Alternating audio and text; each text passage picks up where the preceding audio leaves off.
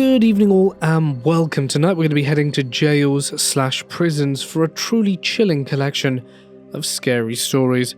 I'm also joined by the fabulous Raven Reeds, who has agreed to narrate 3 stories in tonight's video. If you like her work, you can find a link down below and in the end credits.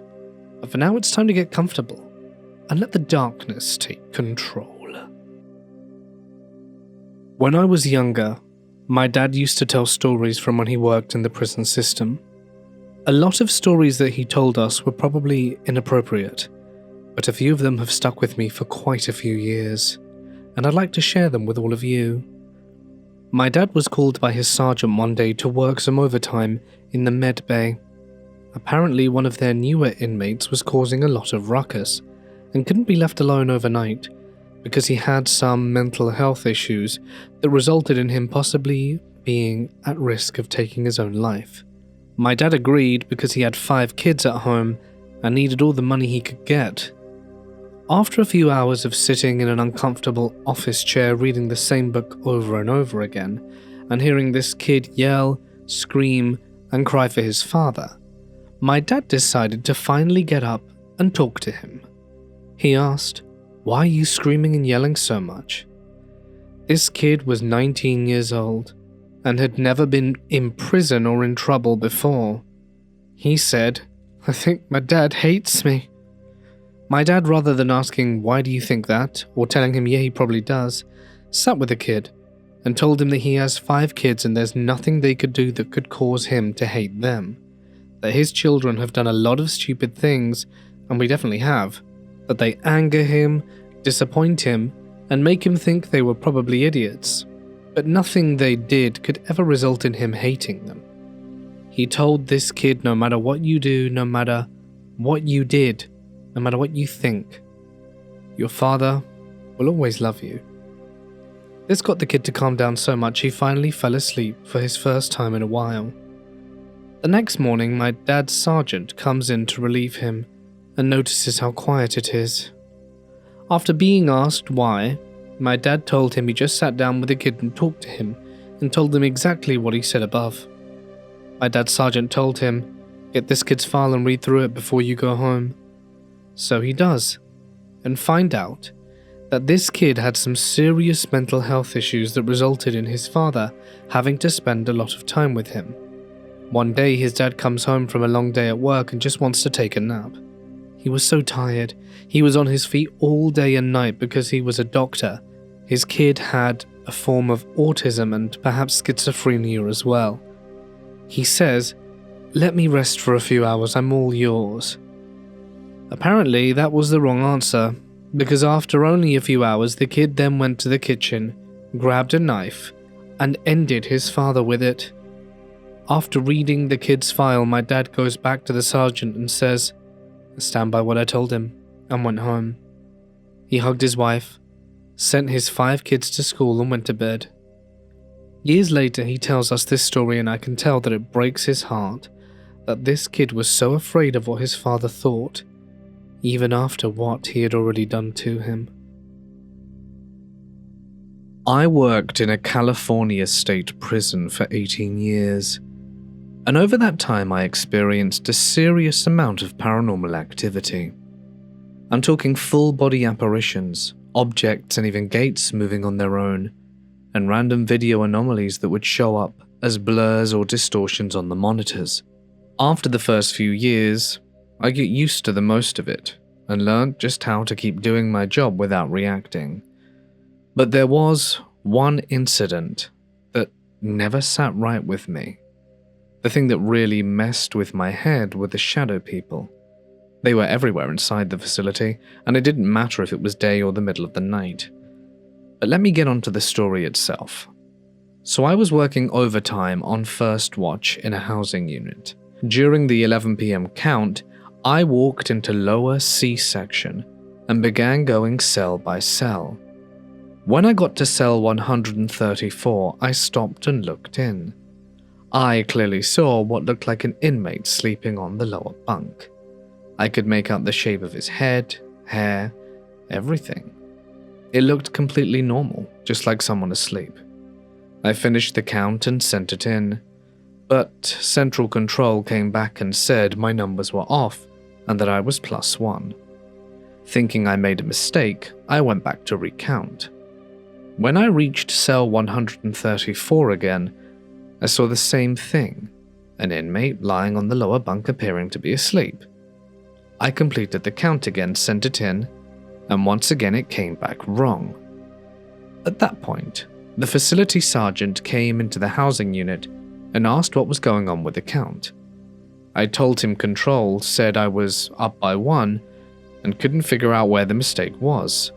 He looked at me very seriously and told me to go check cell 134 again. So I went back a third time, but this time when I looked in the cell, it was completely empty.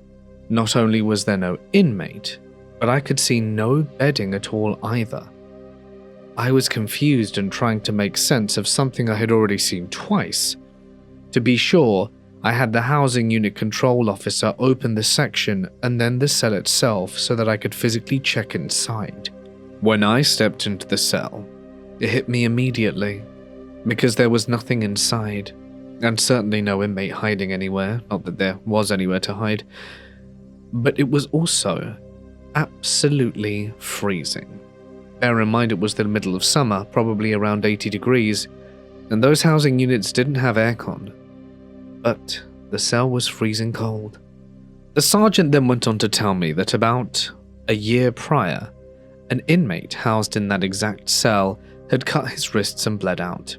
He wasn't found until breakfast release the next morning.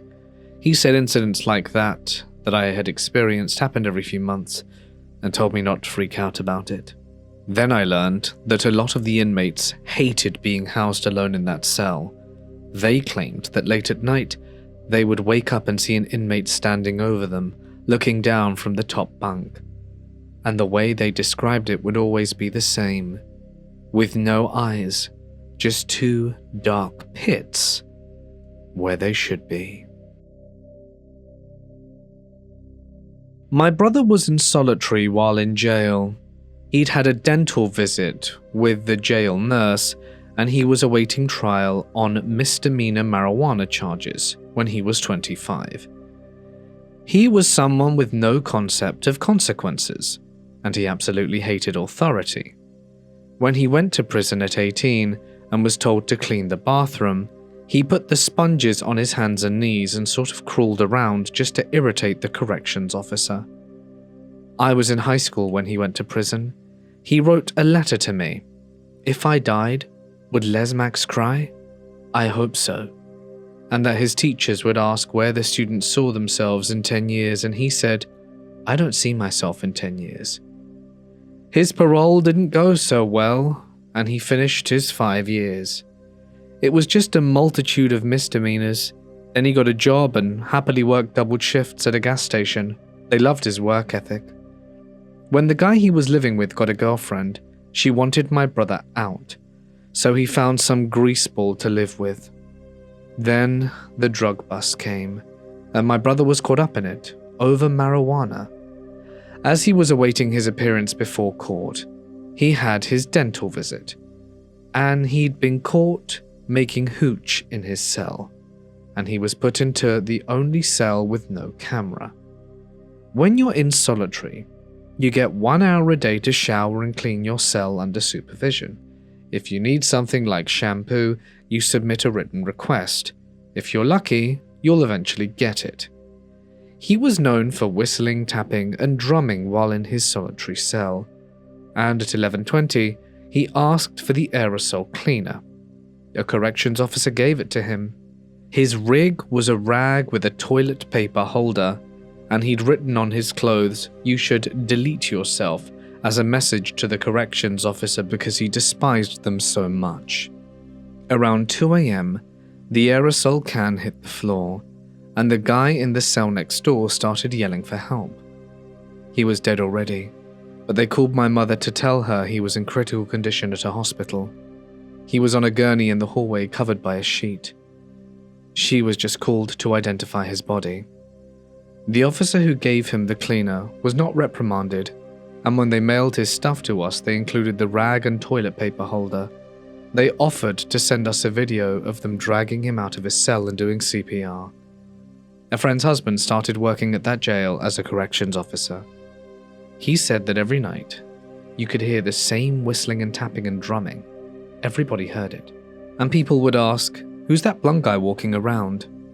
Several years after his death, his driver's license was found on the floor of the corrections officer's storage room. Then I started finding pennies right away after he died. I was having dreams where I told him, "You died," and he didn't believe me.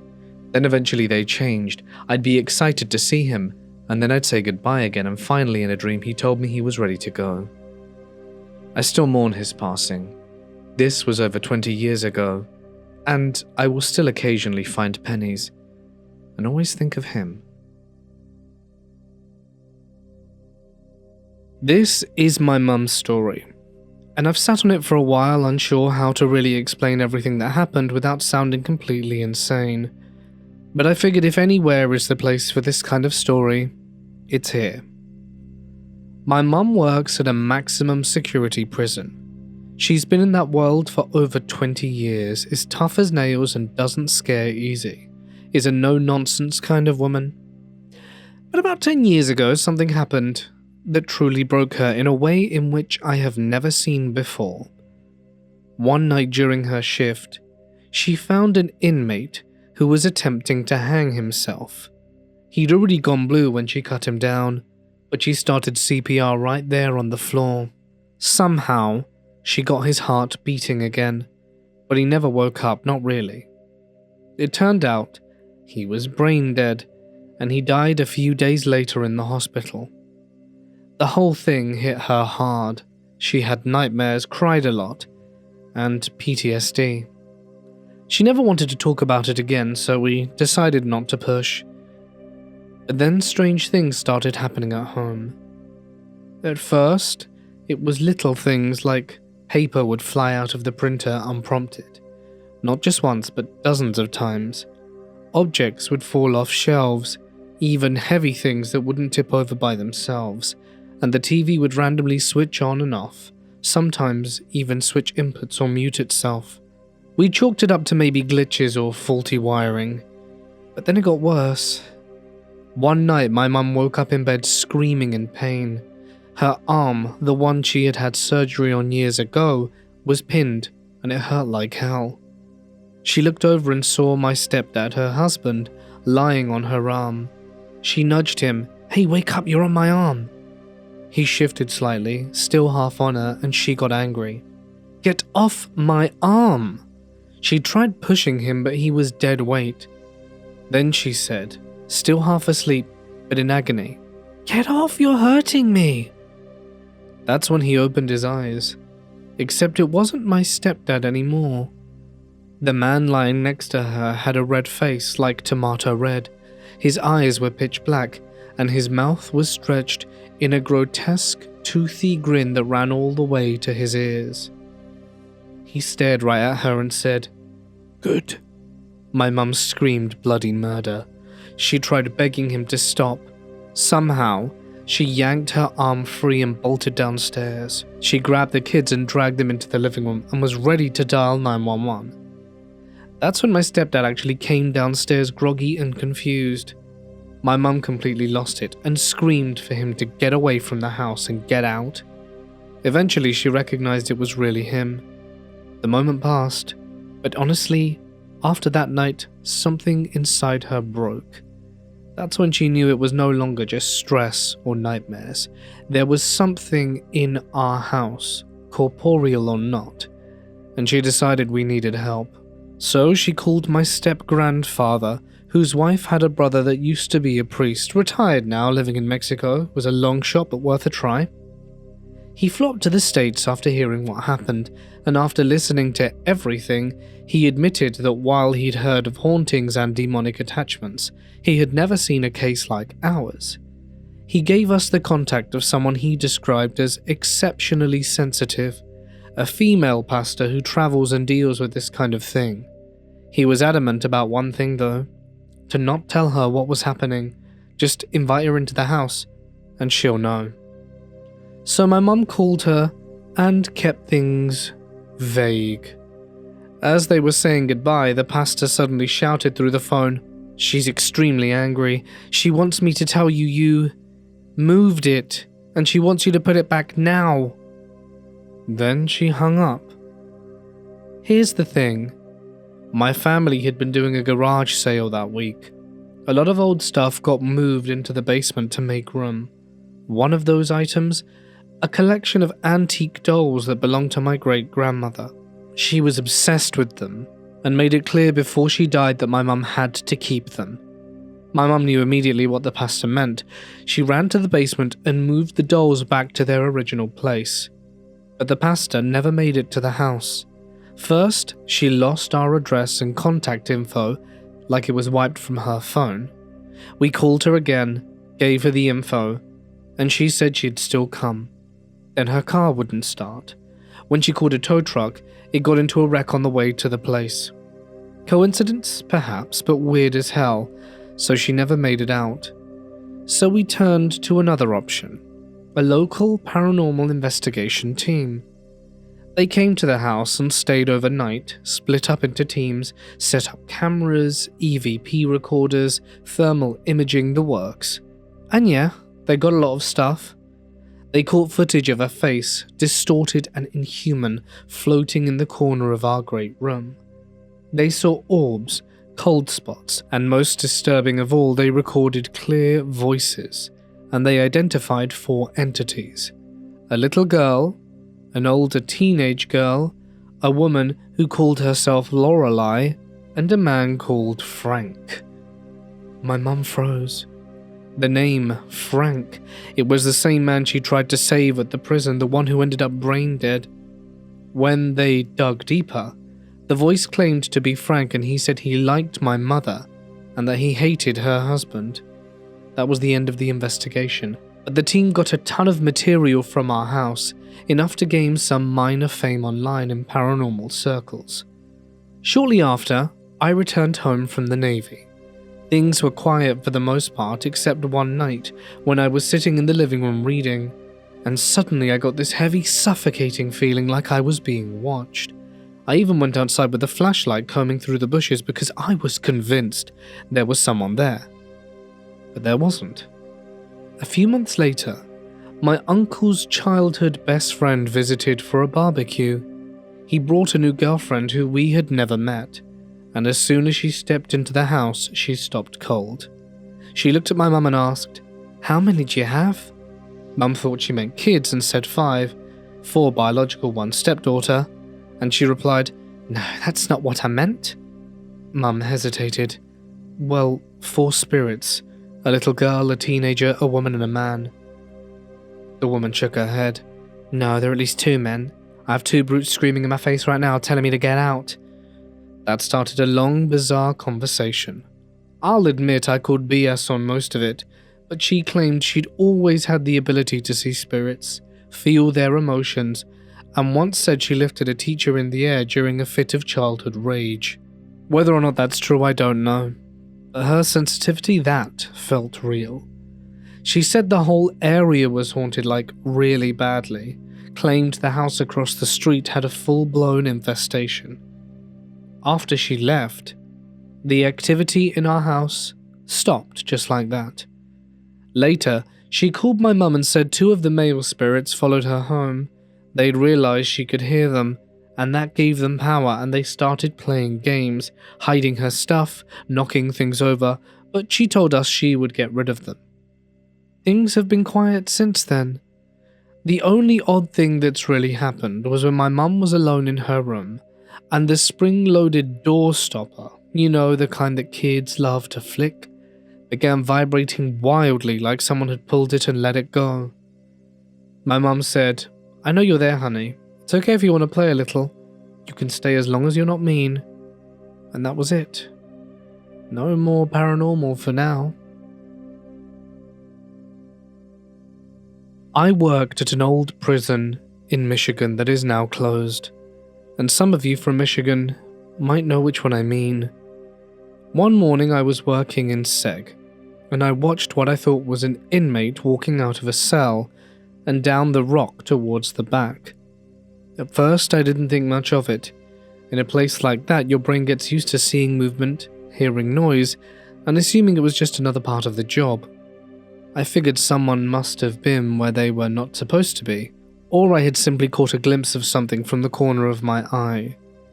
But then I looked at the count sheet and realized that cell was empty. I had not opened any cell doors, and there should not have been anyone out of their cell anyway, because it was Seg.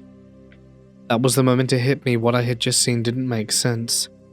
I remember standing there for a few moments, staring at the sheet, trying to work out how I could have seen someone walking out of a locked cell when no one was supposed to be in there at all.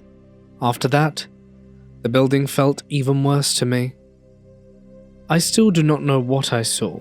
It could have been a trick of the light, a mistake, or just my mind filling in with something that wasn't there. But in that moment, it felt real enough to me. That prison was definitely spooky, and it's one of those things that I simply just can't explain away. The Dog in the Drain Yard by Daryl K. I've worked the yard long enough to watch men turn soft without admitting it. You can tell by how they carry their shoulders when they think no one is looking. 20 years in corrections teaches you the difference between noise and fear. Noise fills the place every day. Fear settles into it and stays. This started late winter at the Idaho State Correctional Complex outside Kuna, south of Boise. Cold air gets caught in the low ground there and sits like a lid. We had a run of clear nights that made the concrete shine under the yard lights. It was the kind of cold that keeps people honest. The first complaints came from guys who don't complain. Lifers, gang enforcers, men who handled their own crap. They filed kites about something in the yard after lights out. They used the same word, like they'd agreed on it without speaking. Wolf. We get coyotes on the perimeter sometimes, we get stray dogs, we get raccoons bold enough to climb a fence and then regret it. A wolf inside the fence line would be a report, not a rumor. We've got razor wire, motion sensors, cameras that see better than my eyes at night. But still, the kite stacked up. I read them on a slow shift. Large canine observed near drain culvert by north fence. Eyeshine inconsistent with known wildlife. Moves wrong. The last one showed up more than once. Moves wrong. I think the sergeant just chalked it up to boredom and stories.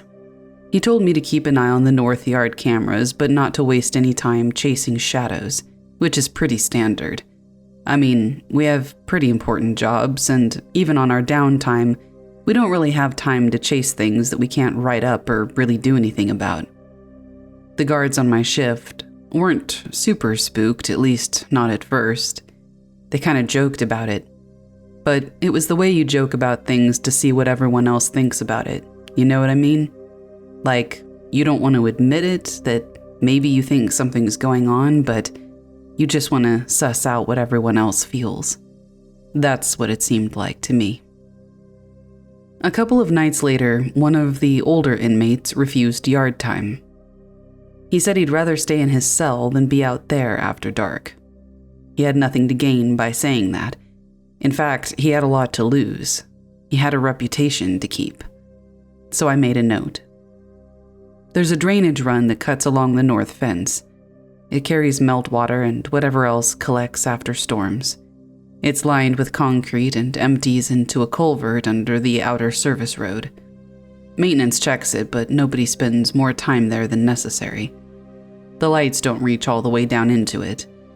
Cameras cover the approach, but not the channel itself. That's where all the kites pointed. The drain yard.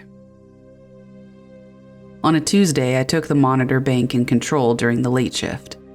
I wasn't assigned to it, but I asked to swap.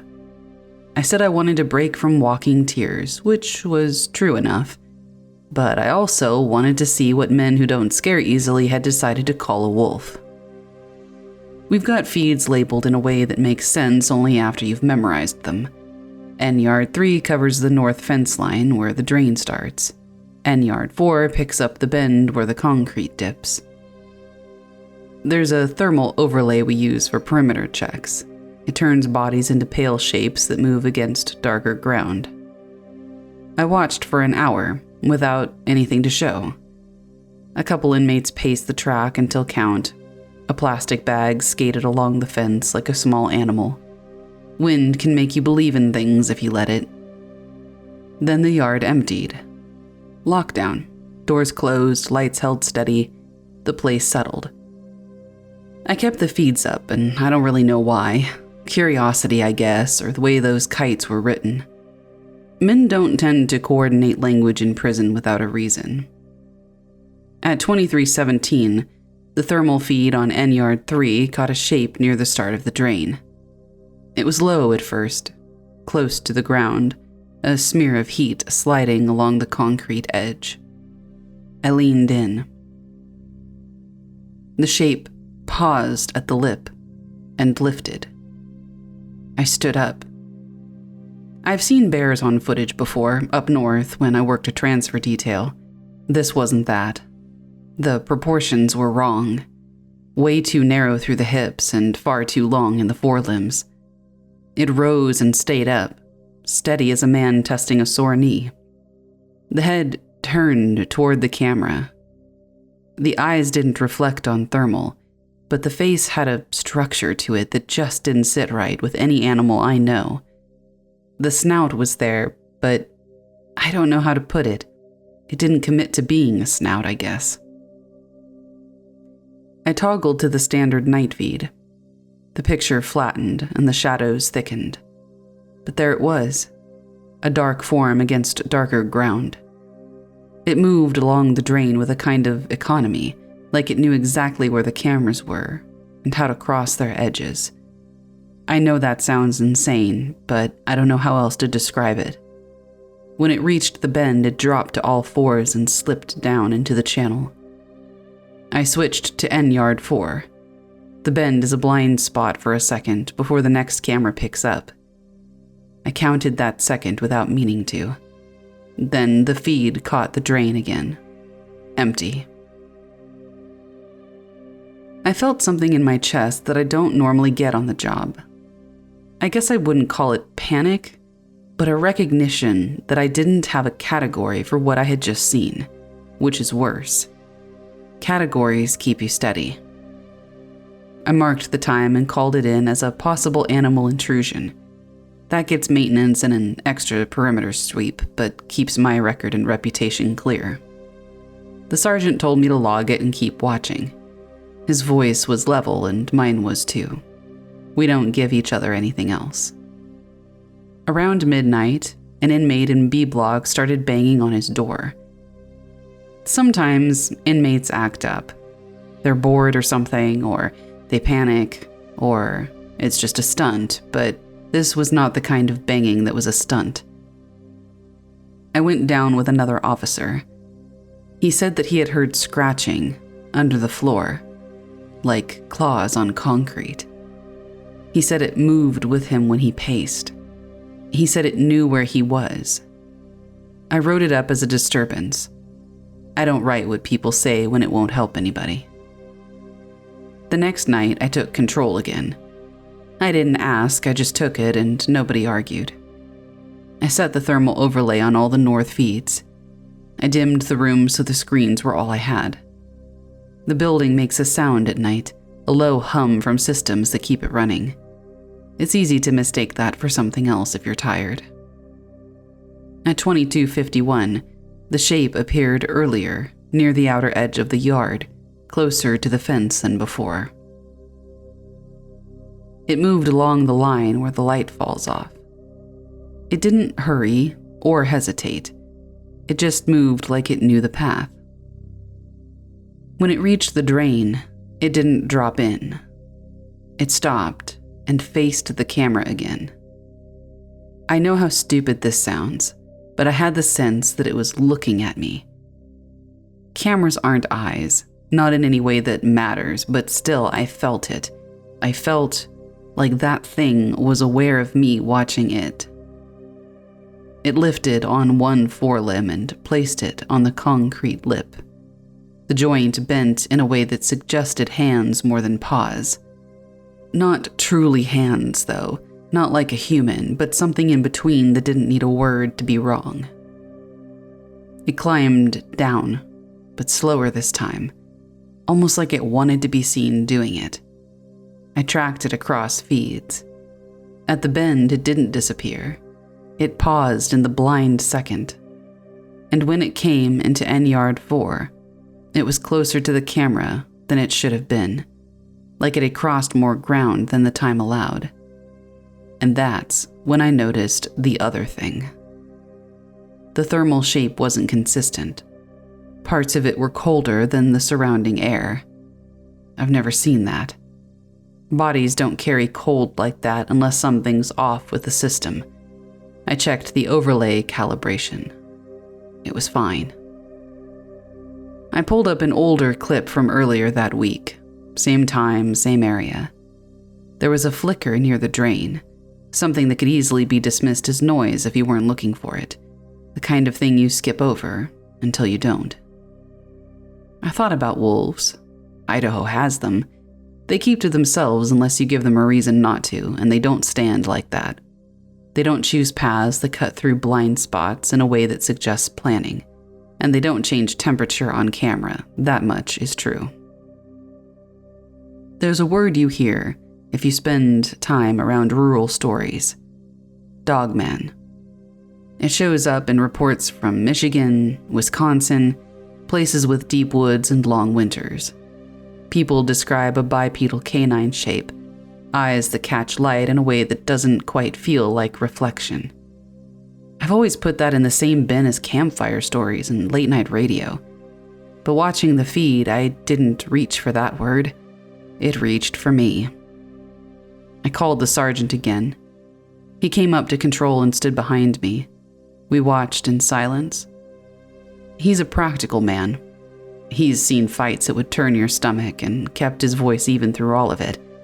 He watched the thing move along the drain and didn't say a word for a very long time. When it reached the culvert entrance, it stopped. It turned its head, slow. It didn't look at the camera this time. It looked toward the building, toward us, in a way that didn't rely on sight. And then it went under. Maintenance checked the culvert the next morning. They found scuffs on the concrete deep enough to show fresh marks under the old stains. No tracks in the dirt beyond that. The outer service road cameras didn't pick anything up leaving the culvert. The fence alarms didn't trigger. Nothing crossed where it should have. The kites kept coming. Different words started to show up. Not just wolf, but people started to write about a dog that walked like a man, about eyes in the drain, about a shape that kept pace with them from below when they walked the yard at dusk. I didn't circulate those reports. I kept them in a file that doesn't have a proper label. We adjusted yard times for a while. More daylight, less night. It didn't stop the sightings, it just shifted them. A trustee said he saw something move under a maintenance cart in broad daylight. I didn't put that in the log either. I kept taking control on nights when I could. I watched the north feeds until my eyes hurt. Some nights, nothing happened. Some nights, there was a flicker that could be anything. Once, around 1:12, I saw it again, closer than before, right at the edge of N-Yard 3, where the camera's field of view cuts off. It stood there long enough for me to count my own breath, and then it stepped sideways and was gone without ever crossing the frame. I went down to the yard after that, which is not something I ever really do alone, especially not at that hour. I took a flashlight and walked the line to the drain. The cold had a bite to it, and the concrete held it. The culvert mouth was a dark circle that felt deeper than it looked. I shined the light inside, and it showed me the usual. There were damp walls and a trickle of water, and debris caught where it shouldn't be. The beam didn't carry very far, but it never really does in spaces like that. There was a smell that I couldn't place. It wasn't really like animal, and it wasn't really like rot. It was something like wet iron and old dust. I stood there longer than I should have, and just listened. The place has its own sounds, and you learn them, and this wasn't one of them. I went back inside and didn't write any of that down. The sergeant asked me a week later if I still saw anything on the feeds. I told him it was quiet. And that was true in the way that matters for reports, but quiet doesn't mean empty. You can keep a place locked down and count every body and track every movement, and you can believe you know the edges of it. And then something uses the parts you don't watch, the seconds between cameras, the spaces beneath concrete, and it makes a path that doesn't belong to you. I still take control when I can, and I keep the north feeds up. I don't look away during the blind second at the bend. I don't know if that matters. Sometimes, though, when the yard is empty and the lights hum, I just get this weird feeling that if I looked a little bit closer, I'd see it there, waiting in the part of the image that isn't supposed to hold anything at all, looking back at me like something that knows I'm there. I haven't told the new officers. They don't need it. The men on the yard have their own word for it and they use it less now. That's how you know it's settled in. When a thing stops needing a name, it's because everybody already understands where it is. I understand where it is. I just don't know what it is. And I don't know how far it reaches. I ended up spending 60 days in jail for unlawful use of a weapon, even though the situation that led to it was far more complicated than what it looked like on paper. I had been defending myself. My boyfriend at the time had pulled a gun on me multiple times before, and this was the 7th time. Each time I felt like I was walking a tightrope between fear and survival, and that night he had the gun out again with no safety on, yelling in my face, while I repeatedly and calmly asked him to give me space. At that point, something in me snapped. I grabbed the gun, raised it to his chest. I knew how to use it, and in that moment I genuinely believed I might have to. By what I can only describe as the grace of God, the safety jammed before anything else could happen. He tackled me to the ground. Eventually I managed to call for help, but when the police arrived, they didn't have proof of what he had done leading up to it. All they saw was me emotional, shaken, and they interpreted that as me being the instigator. And that was enough for them, so I ended up in jail. During those 60 days, I tried to keep myself grounded, however I could. Every day, I would go out into what they called the yard, although it was really just a cement enclosure with a fenced skylight overhead. It barely felt like being outside, but it was enough. I would stand there, sing worship songs quietly to myself and pray. It became my routine, something that made me feel a bit better and at ease. Well, one day while I was out there, I witnessed something I still cannot fully explain. The first thing that happened was simple enough. A shower curtain fell down. I do remember thinking, okay, that's nothing, just gravity, just something loose giving way, and did not feel strange at the time. But not long after that, a dustpan fell flat at my feet. There was no shaking it in the ground, no one walking past, and nothing that could have caused it. Still, I told myself there had to be a rational and logical explanation. But then the third thing happened. We were all inside at that point, around 20 or more women in the room. Everyone was either in their bunks or settling in, when out of nowhere a broom didn't just fall, it flew violently off the wall. There was no one near it, no contact or subtle movement leading up to it. It was abrupt and forceful, like someone had just launched it, and the entire room saw it. And yet somehow I was the only one who actually got up and walked over there. The room was full of all kinds of people, thieves, addicts, a few people in there for deeply disturbing crimes, some even including murder. They don't separate much in women's jails, but still, despite all of that, no one else wanted to go near it. When I said, "Well, that's not science," everyone laughed, and it broke the tension a little. I decided to pray over it right then and there. I said out loud but calmly that whoever or whatever it was needed to move on and go towards the light and not bother us. And honestly, after that, the atmosphere in the room settled. One of the younger girls who had clearly been shaken ended up moving her bed next to mine for the night. In my heart, I felt like whatever presence had been there wasn't malicious, more like it was just trying to get attention and perhaps needed a bit of a helping hand to move on. Not long after that experience, I was transferred to a work center. It was still technically custody, but with more freedom. I could leave for work and come back, and the environment was a little less intense than the jail. One day I was sitting outside in the fenced area journaling. No one else was around and it was quiet, and I remember being completely focused on what I was writing when a guard came out and asked me if I had opened the outside gate. Bear in mind, this was not a small gate. It was a heavy gate that latches firmly and takes real effort to even open. I told her no, that I had been sitting there the entire time and hadn't touched it. She didn't argue. Instead, she checked the camera and came back to show me footage. On the screen, we both watched as the gate slowly opened on its own, paused as if someone had walked through and then closed again. There was no wind or person, and nothing visible that could explain it. I simply smiled.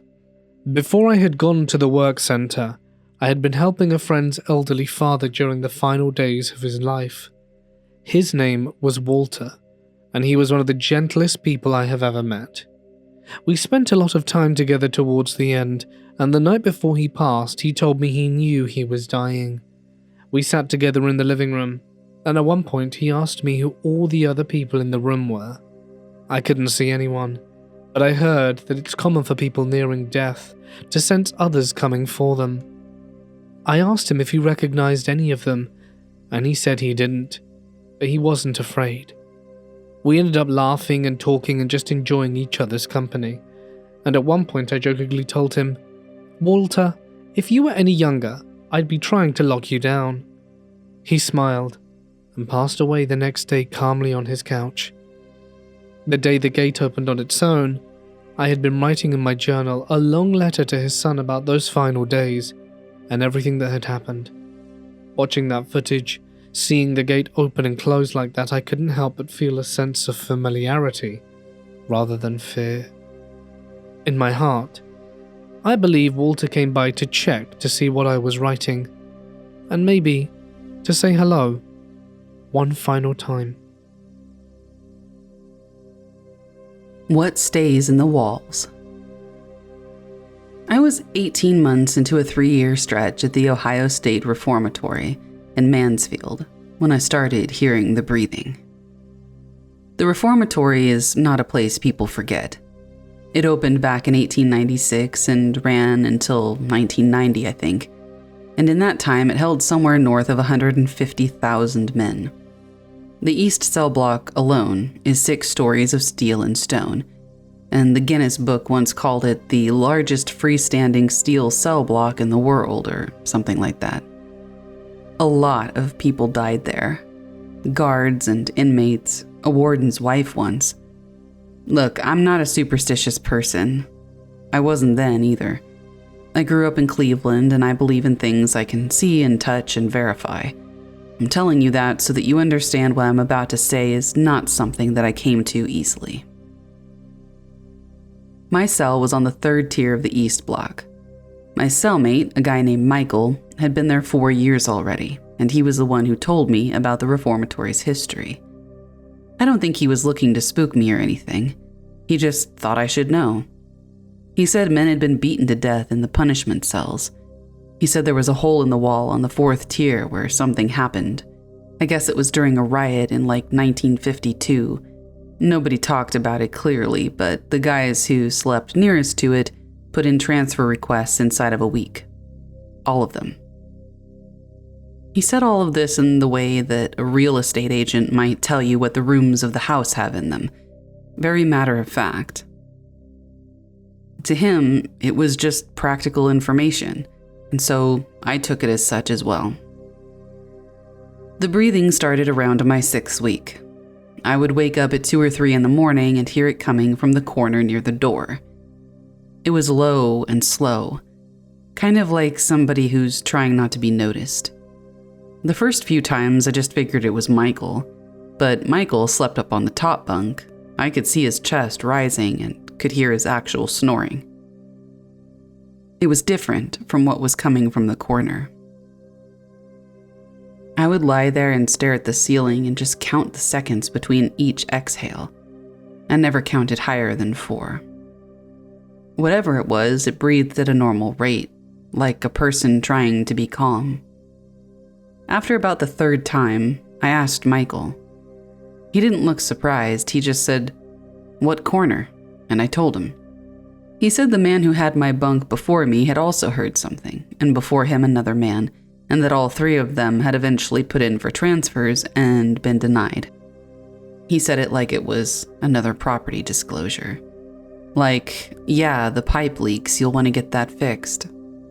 But this was something that I couldn't fix. The prison is documented as one of the most haunted locations in the United States, and most of that documentation comes from after it closed. The prison appeared in the film The Shawshank Redemption, actually, and after that came the ghost tours and the investigators, with their equipment and their television crews. But I was there before all of that commercial machinery arrived, when it was still just a working facility. There were no tours or cameras. No one was getting paid to be scared.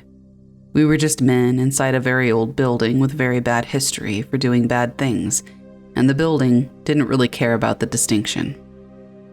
The worst night was in February, about 10 months in. I woke at what felt like 3 in the morning, and the breathing was there. But there was something else underneath it, like a low-frequency hum that I felt in my sternum more than I heard with my ears.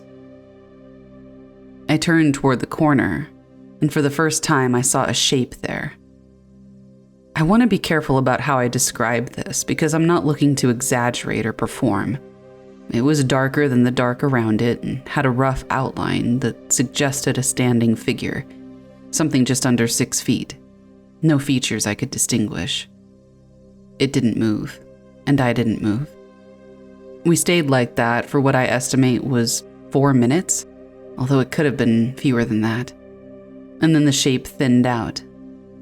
It didn't disappear all at once, it just thinned like smoke pulled toward a vent, slowly, until the corner looked like every other piece of darkness in the room. I didn't sleep again that night. I told nobody for 2 months. In a prison, you're already in an environment where your credibility is currency, and I was not about to spend any of it on a story about a shape in the corner. But eventually, I told a corrections officer named Williams, who had worked the East Block for 11 years. I expected him to dismiss it, but he didn't. He said, "Third tier?" I nodded. "Corner by the door?" I nodded again. He didn't say anything else for a moment. And then he said he'd heard something similar from other men over the years, and that there had been a death in that cell back in like 1961. An inmate named Arthur or something. Last name he either didn't know or wouldn't say, but I wouldn't have repeated it anyway. The guy had been found there in the morning, and the cause was never really settled. He said this without any drama. The reformatory's documented history of inmate deaths and staff fatalities is part of public record. The warden's wife, Helen, died in 1950 from a handgun accidentally discharged from a shelf in the warden's quarters, they say. The warden himself died there in 1959. The prison held men through 2 world wars and pretty much all of America's worst decades, and all of that weight accumulated in its walls the way water accumulates in stone, slowly and invisibly until one day the stone starts to crack. Being confined is its own particular terror, and I don't mean that abstractly. When something happens to you that you can't explain, and you're locked in a cell inside of a facility in the middle of a city that has forgotten you're there, the fear is just different from fear in the open air. In the open air, fear is a signal to move, to leave. In a cell, there's nowhere to go. You just lie in your bunk and the breathing comes from the corner, and the shape is or isn't there, and you can't leave, and morning is 4 hours away. It's a particular quality of helplessness that does not translate well into words. It just lives in you afterward. I finished my sentence and I left.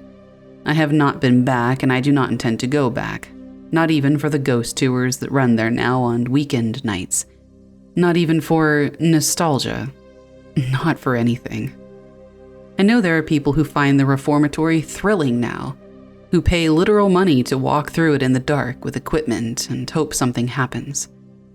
I guess I get the appeal in some abstract way. I just don't share it. The corner by the door breathed. I saw something there. I can't tell you what it was, and I've stopped trying to find a framework that makes sense. Some things just happen to you, and then they're over, and then you carry them without resolution, which I guess is not so different from most of the rest of life. I worked night shift at a county jail for a little over 2 years, and we had some strange things happen.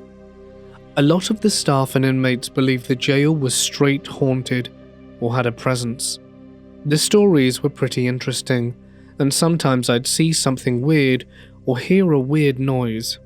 A lot of noises I would often write off as just an inmate yelling or doing something stupid. It's a jail after all, but there are a couple of moments I have a hard time explaining.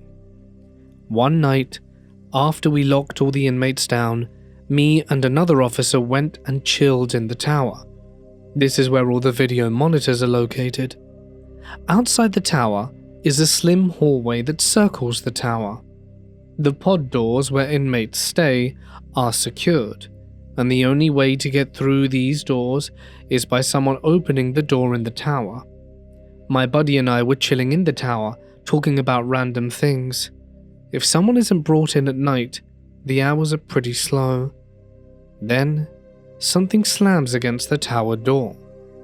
Both of us nearly jump out of our seats. The thud shook the walls of the tower. The first thing we think is that an inmate somehow escaped their cell and got through their pod door. Our only other co-worker was still sitting in the booking area, and we could see him with the camera. It was the only plausible thought. We both jumped out and pulled out our tasers. We opened the tower door and nothing was there. I took off down one side of the hall while my partner took the other, and we both ran around the hall and met each other on the other side. We looked around, and there was no sign of anyone else. All pod and cell doors were secured. We both walked back into the tower and stared at each other. It was way too loud and forceful to be an inmate kicking their cell door. We talked about it several times and tried to think of ways to debunk it, but we couldn't. At the time, we were both scared. That night was terrifying. A lot of stories I have revolve around seeing dark shadows on cameras.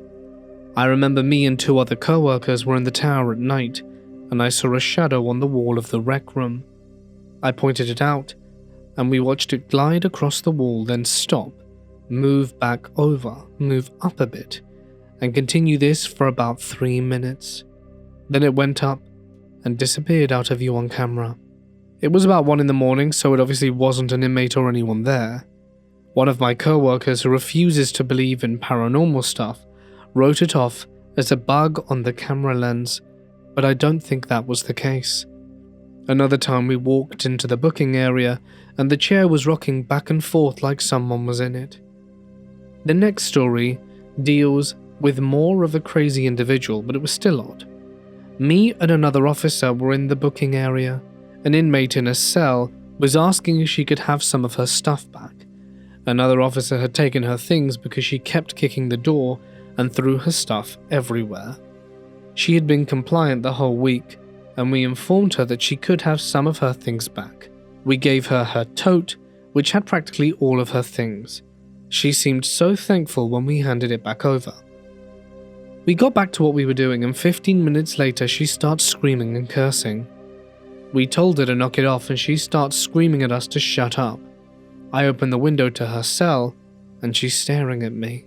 She starts accusing me of cursing her Bible. I tell her I haven't touched her Bible, and she calls me a liar. When we open up the cell, she opens up the Bible and tells me that all the words are backwards on it. The text in the Bible, of course, was completely normal, but she had drawn some pretty weird figures in the Bible itself. I take it and tell her that she's had enough of the Bible, since that's what sparked the little episode. I look over her cell, and she's drawn a ginormous demon head in her cell room. I yell at her for damaging property, and she starts mumbling gibberish. My coworker and I have had enough at this point, but she sprints out of her cell.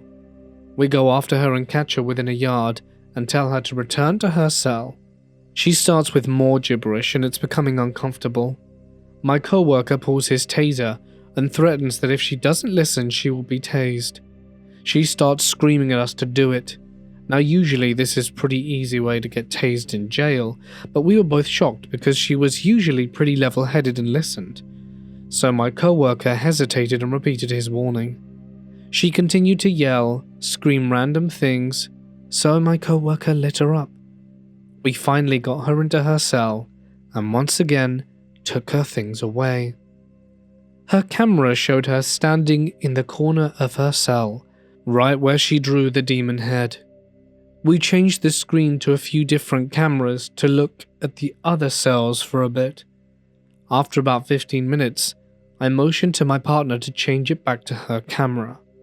Her cell came onto our screen, and she was still standing in the corner, only she turned her head and stared directly at the camera and yelled, "I love you guys," and began laughing uncontrollably. This is the part that disturbed me the most, because inmates can't tell when we change cameras on our screen.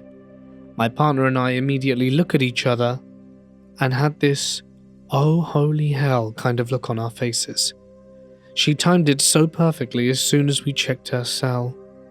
I've been pissed at inmates before, but they never creeped me out like she did. How she was acting, she could have just had an episode. People coming off drugs usually act strange or violent. I would have written it off as just that, as I usually try to make sense of things, but I can't explain how she followed up with that little act though. The next night, she claimed to have absolutely no memory of the events that preceded that night. The door that counted wrong. I worked intake at a medium security prison in Eastern Oregon for 3 years or so. Graveyard shift mostly. On paper, my job was pretty simple.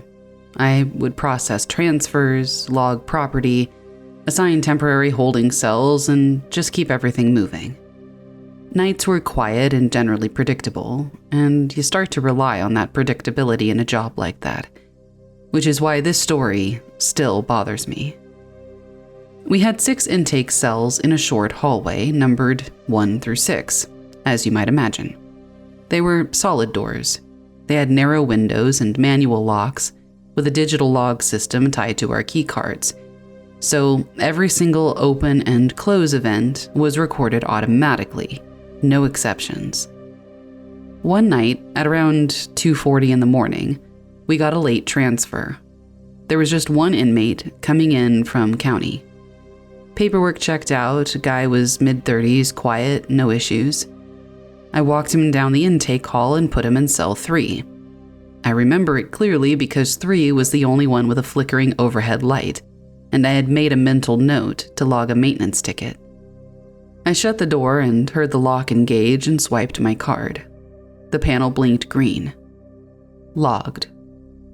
I went back to the desk and filled out the intake sheet. I tagged just property, normal stuff. Maybe 10 minutes passed. And then I did my standard check. Just a quick walk down the hall to visually confirm that everybody was secure. Cell 1 empty, cell 2 empty, cell 3 empty. I stopped. The door to 3 was still closed and locked. I checked the window again. There was nobody inside and no movement.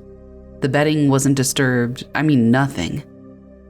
I thought maybe I'd messed up and put him in another cell even though I was sure I hadn't done that, so I kept going. Cell 4 empty. Cell 5 occupied. He was sitting on the bunk exactly how I remembered leaving him. the same posture and blank stare. I felt that weird drop in your stomach, like missing a step in the dark. I checked the door number again. 5. Definitely 5. I opened the slot and asked him if he'd been moved. He just shook his head and looked kind of confused and said, "You just put me in here, ma'am." That wasn't true. I hadn't even opened cell 5 all night. I went straight back to the desk and pulled up the door logs. 241 cell 3 open. 241 cell 3 close. 241 cell 3 lock. Nothing else for cell 3. And then 242 cell 5 open. 242 cell 5 close. 242 cell 5 lock. My keycard ID was attached to both entries, but on my life, I never went to cell 5. I sat there staring at this timestamp because they were all only a minute apart. That wasn't enough time for me to walk him out of 3, move him to 5, and log it, even if I had done that, which I hadn't. I checked the hallway camera footage next. And this is the part that I really don't like talking about. The camera showed me walking the inmate down the hall and stopping at 3. I opened it, put him inside, and closed it exactly how I remembered. And then without any cut or glitch in the footage, I kept walking. I just continued down the hall past 4 and stopped at 5, with the inmate still walking beside me. The same guy, like cell 3 had never happened. But in the same video, cell 3's door clearly opened and closed. 2 versions of the same moment, overlapping in one continuous recording. I watched it 3 times before calling my supervisor. He told me to write an incident report and log it as a system synchronization error. Good enough for me. Maintenance later said the locks and cameras were functioning normally and no faults were recorded. Right. The inmate stayed in cell 5 until classification picked him up at shift change. No issues, no comments. Before they took him, I asked him one more time if anything had felt off when I brought him in. He looked at me for a second and then he just said, "You opened the wrong door first."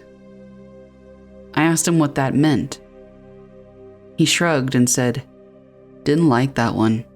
Felt used." I never told him about cell 3.